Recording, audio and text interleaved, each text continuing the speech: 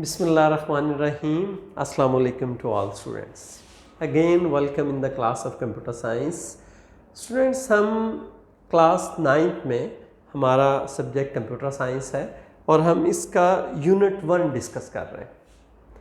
Unit 1 में last जो topic हमने डिस्कस किया था that was related to problem solving से रिलेटेड था हमारा। आज हम इस यूनिट का इंतहाई इम्पॉर्टेंट टॉपिक डिस्कस करने वाले हैं that is called the algorithm. Why we learn algorithm, हम एल्गोरिदम क्यों सीखना चाहते हैं और एल्गोरिदम बेसिकली है क्या, ये पहले अंडरस्टैंड करना ज़रूरी है। एल्गोरिदम बेसिकली हम जब कंप्यूटर प्रोग्राम्स लिखना चाहते हैं तो कंप्यूटर प्रोग्राम्स लिखने के लिए एल्गोरिदम उसकी बेस है, हमें एल्गोरिदम आना ज़रूरी है। फॉर एग्ज़ाम्पल कैसे,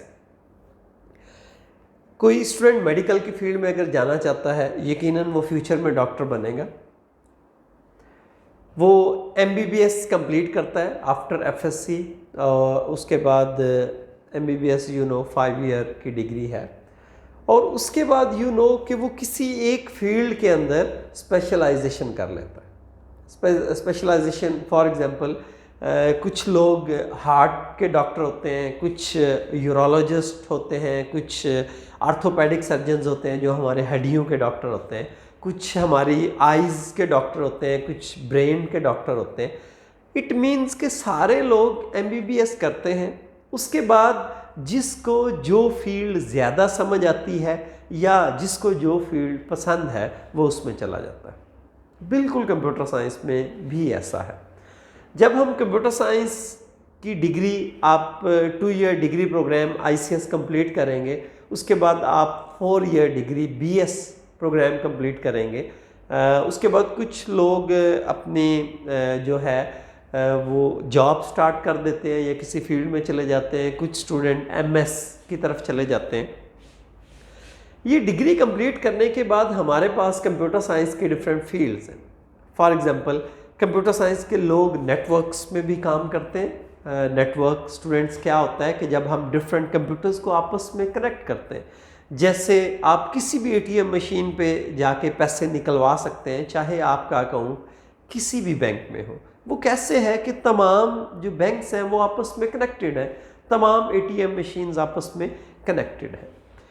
तो उसके अलावा नेटवर्क के अंदर भी हमारी डिफरेंट फील्ड्स हैं, जैसे नेटवर्क एडमिनिस्ट्रेटर है, डाटा एडमिनिस्ट्रेटर है, या इसके अलावा सिक्योरिटी से रिलेटेड भी कुछ लोग जॉब परफॉर्म करते हैं। उसके बाद हमारी जो नेक्स्ट फील्ड है वो डेटाबेस से रिलेटेड है।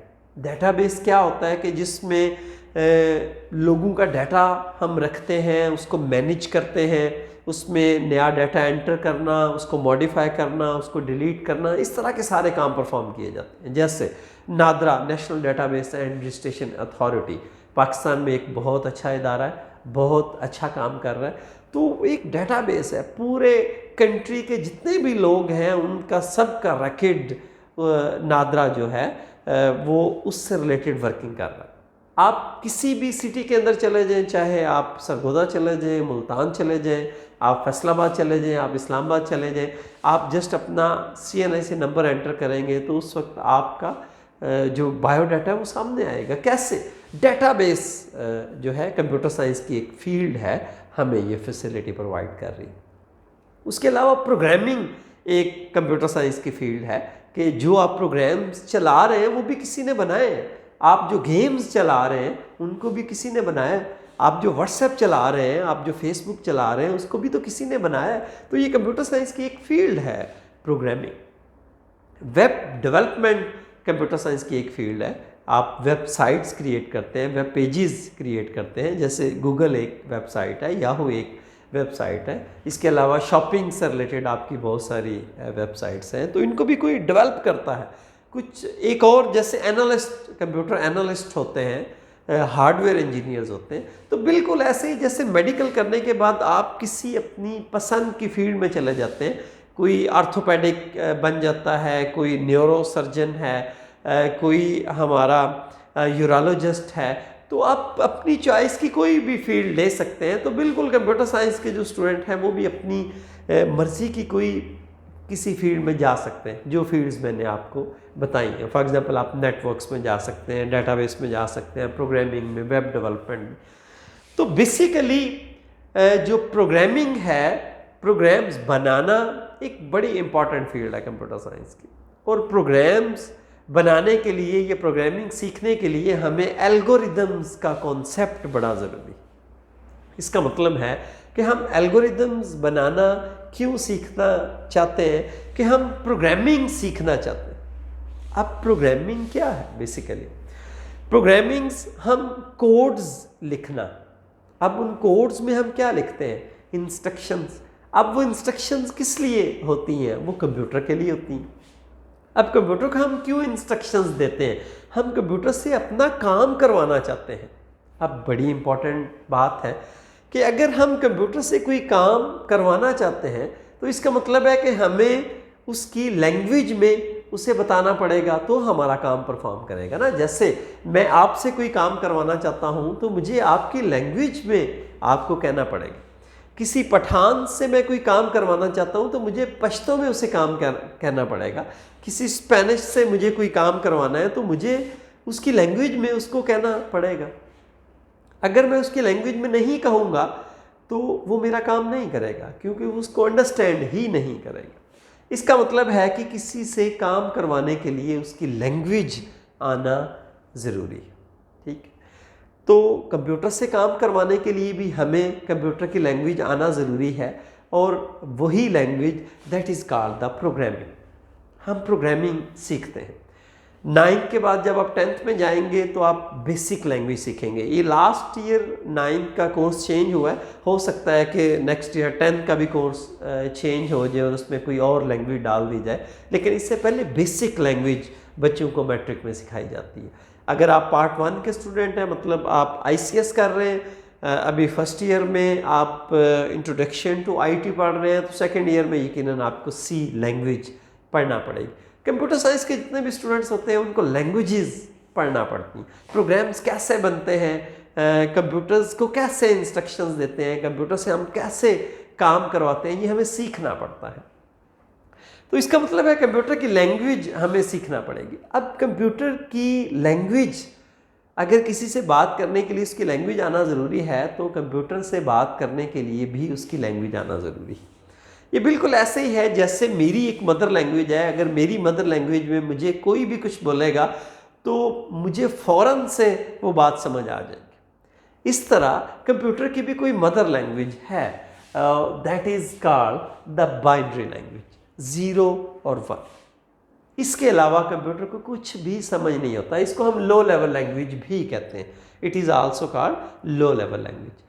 अब एक क्वेश्चन और अराइज होता है कि कंप्यूटर की लैंग्वेज बाइनरी लैंग्वेज क्यों है, या हम इसको मशीन लैंग्वेज भी बोलते हैं, और इसमें सिर्फ 0-1 है, तो ऐसा ही क्यों है? फॉर एग्जांपल उर्दू में बहुत सारे अल्फ़ाबेट्स हैं, इंग्लिश में बहुत सारे अल्फ़ाबेट्स हैं, इसी तरह जैपनीज़ है, चाइनीज़ है, उसमें बहुत सारे अल्फ़ाबेट्स हैं। तो इसमें सिर्फ 2 नंबर्स क्यों हैं, या सिर्फ 2 अल्फ़ाबेट्स क्यों हैं? तो बेसिकली इसकी रीज़न ये है students, that's very important for you. Computer एक मशीन है जिसको चलने के लिए इलेक्ट्रिसिटी रिक्वायर्ड है, और कंप्यूटर के इनसाइड जितना भी हमारा डाटा इंस्ट्रक्शंस मूव हो रही होती हैं वो with the help of electricity move हो रही होती हैं। और इलेक्ट्रिसिटी की सिर्फ 2 ही स्टेट होती हैं, या तो वो ऑन हो सकती है या ऑफ हो सकती है। फॉर एग्जाम्पल मेरे पास ये लाइट्स जल रही हैं, या तो मैं इनको ऑन कर सकता हूँ या इनको ऑफ कर सकता हूँ, इसके अलावा कोई और स्टेट हमारे पास हो नहीं सकती। तो that is the basic reason. इसलिए कंप्यूटर की जो प्योर लैंग्वेज है या उसकी मदर लैंग्वेज है वो बाइनरी लैंग्वेज, क्योंकि हमारा data inside the computer in the form of current move कर रहा होता है, और करंट की 2 ही स्टेट होती हैं, या वो ऑन हो सकता है या वो ऑफ हो सकता है। अगर करंट है तो इट मीन्स 1, और अगर करंट नहीं है तो इट मीन 0। आई होप आपको ये अच्छे से आपने अंडरस्टैंड कर लिया होगा कि कंप्यूटर की जो मदर लैंग्वेज है बाइनरी वो क्यों है। अब एक नेक्स्ट एक और प्रॉब्लम है यहाँ पे। कि सॉल्यूशन इसका क्या है, क्योंकि हमारे लिए ये बाइनरी लैंग्वेज सीखना बहुत मुश्किल है। हर काम 01 01 11 01 111 हम कितने कोड्स याद करें, हम नहीं याद कर सकते। तो इसका सॉल्यूशन क्या है? इसका सॉल्यूशन आम लाइफ के अंदर स्टूडेंट्स हम क्या करते हैं। फॉर एग्जांपल मैं फॉरेन कंट्री में पढ़ता हूँ या मैं पाकिस्तान में कोई जॉब कर रहा हूँ एडमिनिस्ट्रेटर लेवल की, और फॉरेन से कोई एम्बेसडर आ जाता है जिसको मेरी लैंग्वेज नहीं आती और मुझे उसकी लैंग्वेज नहीं आती, तो हम उसका कोई सॉल्यूशन लेते हैं। हम किसी ऐसे शख्स को कॉल करते हैं जिसको दोनों लैंग्वेजेस आती हैं, उसको मेरी लैंग्वेज भी आती है और उसकी लैंग्वेज भी आती है।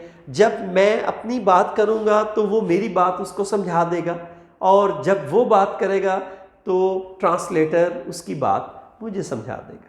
हमने यहाँ पे भी ऐसा किया, हमने हाई लेवल लैंग्वेजेस इंट्रोड्यूस करवाई। High level languages are very close to human being language. ये बिल्कुल ऐसे ही है जैसे हमारी लैंग्वेज, जिसको हम आसानी से अंडरस्टैंड करते हैं। फॉर एग्जांपल आप देखें, मैंने एक प्रोग्राम लिखा, input a is equal to 10। It means कि एक वेरिएबल मैंने लिया a, जैसे मैथ के अंदर आप यूज करते हैं, उसको वैल्यू दे दी 10। एक वेरिएबल मैंने b लिया जिसको मैंने वैल्यू दे दी 20। इन दोनों को मैंने ऐड किया और आंसर किसको मिल गया? c को, और फिर मैंने इसको प्रिंट कर दिया। तो ये आप देखें कि बिल्कुल ऐसे ही लग रहा है जैसे इंग्लिश लैंग्वेज है, और आपको भी समझ आ रही है, मुझे भी समझ आ रही है। लेकिन अब मसला ये था कि कंप्यूटर को कौन समझाए। हमने अपनी आसानी के लिए हाई लेवल लैंग्वेजेस बना ली, क्योंकि हमें बाइनरी लैंग्वेज समझ नहीं आ सकती, इतने कोड्स हम याद नहीं रख सकते। तो हमने इसका सॉल्यूशन क्या ढूंढा कि हमने हाई लेवल लैंग्वेजेस इंट्रोड्यूस करवाई। वो बिल्कुल ऐसे ही थी जैसे हम आम लाइफ में बोलते हैं, आम लाइफ में हम चीज़ों को लिखते हैं, लेकिन ये कंप्यूटर के लिए अंडरस्टैंड करना बड़ा मुश्किल है। तो फिर उसका सॉल्यूशन हमने वही किया, जैसे मैंने कहा था कि कोई फॉरेन से कोई एम्बेसडर आ जाता है, तो मैं उससे बात करना चाहता हूँ, तो मैं कैसे बात करूँगा? तो ट्रांसलेटर मेरी हेल्प करेगा। तो हमने एक ट्रांसलेटर इंट्रोड्यूस करवाया।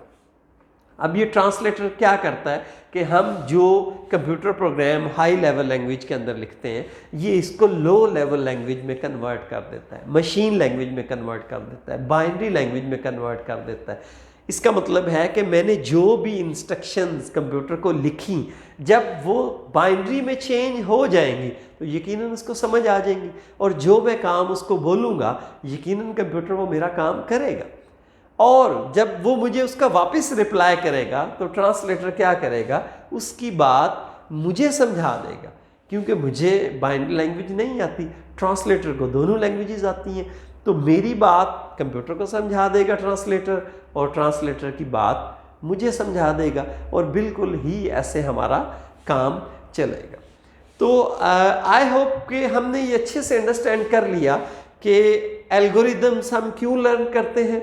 बेसिकली जो हमारे एल्गोरिदम्स हैं वो बेस हैं किसकी? प्रोग्रामिंग की, कंप्यूटर प्रोग्राम्स की। और कंप्यूटर प्रोग्राम्स क्या होते हैं स्टूडेंट्स? बेसिकली वो इंस्ट्रक्शंस होती हैं जो हम कंप्यूटर को पास करते हैं। मतलब हम कंप्यूटर से कोई काम करवाने के लिए उसको इंस्ट्रक्शंस पास करते हैं, और उसको इंस्ट्रक्शंस पास करने के लिए उसकी लैंग्वेज आना ज़रूरी है। तो कंप्यूटर की लैंग्वेज बेसिकली उसकी मदर लैंग्वेज 01 मशीन लैंग्वेज है, जिसको अंडरस्टैंड करना हमारे लिए बहुत मुश्किल है। इसलिए हमने एक सॉल्यूशन इसका ढूंढा कि हमने हाई लेवल लैंग्वेजेस इंट्रोड्यूस करवाई। और हाई लेवल लैंग्वेज ऐसी ही लैंग्वेज है जैसे हम आम इंग्लिश में बोलते हैं या लिखते हैं, ये बिल्कुल ईजी सी लैंग्वेज है। और इसको अब ये कंप्यूटर को समझ नहीं आती, तो हमने इसका सॉल्यूशन क्या ढूंढा? हमने ट्रांसलेटर इंट्रोड्यूस करवाया जो हमारी बात कंप्यूटर को समझा देता है और कंप्यूटर की बात हमें समझा देता है। तो इंशाल्लाह ये हमारा एल्गोरिदम का एक फर्स्ट डिस्कशन थी। नेक्स्ट लेक्चर में कोशिश करते हैं कि हम एल्गोरिदम की डेफिनेशन क्या होती है, एल्गोरिदम को हम कैसे लिखते हैं, इसके बेनिफिट्स क्या होते हैं, इंशाल्लाह उसको डिस्कस करेंगे। Thank you. इंशाल्लाह मिलते हैं नेक्स्ट क्लास में, तब तक के लिए अल्लाह हाफिज़। Thank you.